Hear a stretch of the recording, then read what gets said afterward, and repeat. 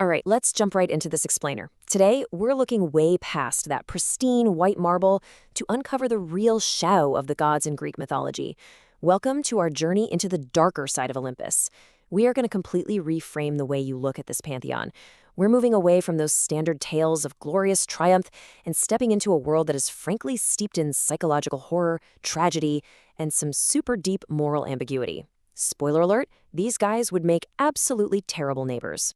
So when you hear the words Greek gods, what pops into your head? You probably naturally think of perfect statues and epic heroes, right?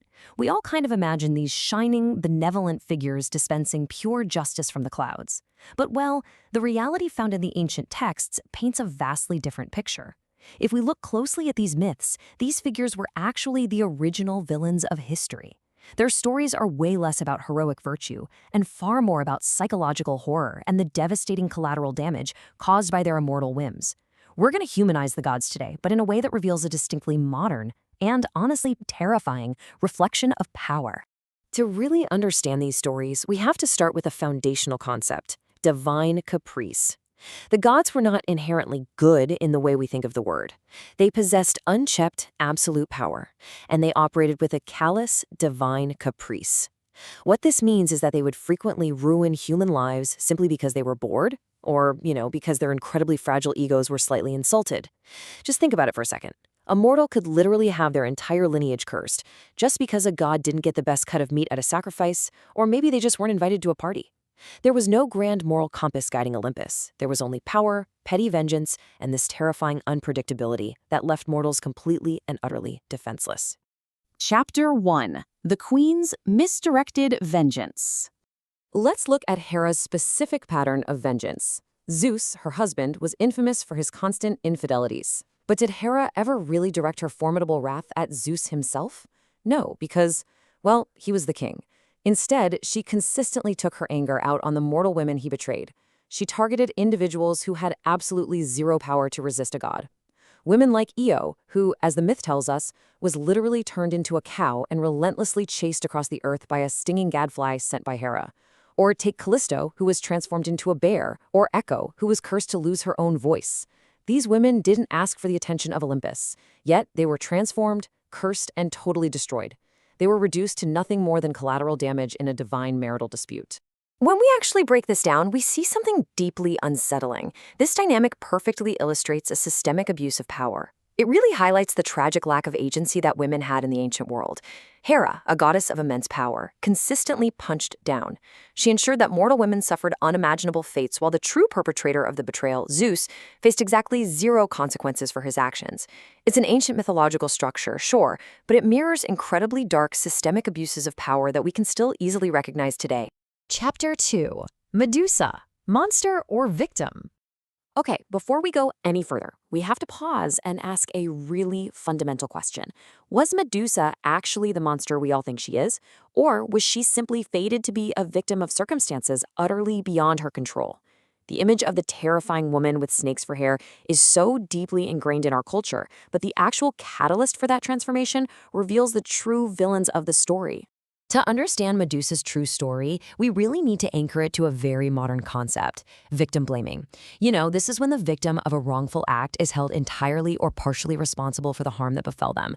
When we apply this specific lens to Medusa, the traditional heroic myth completely shatters, and the psychological horror of the ancient world takes center stage. Here is the absolute tragedy of it all. Medusa's transformation into a monster wasn't a punishment for her own wickedness. It was actually a horribly cruel punishment handed down by the goddess Athena for a transgression Medusa didn't even commit. Her sacred space in Athena's temple was violated by Poseidon, another wildly powerful god. But instead of directing her anger at her divine peer, which, to be fair, would have meant starting a massive war with the god of the sea, Athena unleashed her wrath on the mortal woman. She cursed Medusa with living, venomous snakes for hair and a gaze that literally turned men to solid stone. Medusa is perhaps mythology's most profound victim of divine spite. She was punished for the crimes of a god, blamed for her own victimization, and ultimately hunted as a monster for the rest of her days. Chapter 3. The Price of Mortal Hubris. You see, the gods demanded absolute submission. and any slight was met with unimaginable divine arrogance. Take Arachne, for example, a mortal who simply challenged Athena to a weaving contest and actually had the audacity to win. Her reward for this minor slight? Being transformed into a spider to weave in the dust for eternity. Or consider Tantalus, who betrayed the trust of the pantheon. His punishment wasn't a simple execution. No, he was cursed to stand in a pool of water with fruit hanging just above his head, with both the water and the fruit eternally pulling away just as he reached for them. The result in every single case was disproportionately cruel retribution.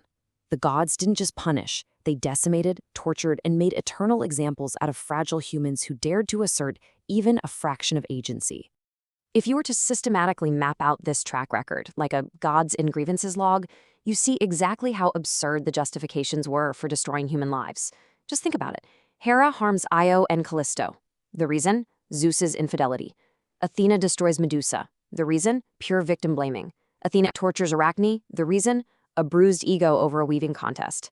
Actually laying it out logically like this completely strips away the magic, and that illusion of the benevolent deity vanishes entirely, leaving only absolute tyranny.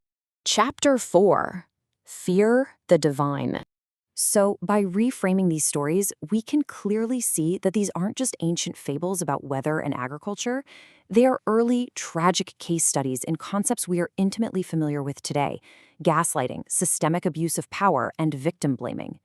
The ancient Greeks used these myths to understand a completely chaotic world, a universe run by forces they just couldn't control. And in doing so, they perfectly captured the psychology of tyrannical, unchecked power.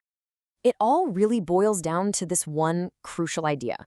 In Greek mythology, the gods weren't good, they were just powerful. These figures were never meant to be our moral compasses. They were terrifying representations of absolute power in an entirely indifferent universe. They were meant to explain why bad things happen to good people, and the answer the myths provide is simply that the ones in charge are capricious, vindictive, and completely untouchable. As we wrap up this explainer, I really want to leave you with this final provocative thought to turn over in your mind. Based on the actual text of these myths, the petty vengeance, the collateral damage, and the psychological horror, if the gods were real today, would we worship them, or would we fear them? Thank you so much for exploring the darker side of Olympus with me. Keep analyzing, keep questioning, and I'll catch you in the next explainer.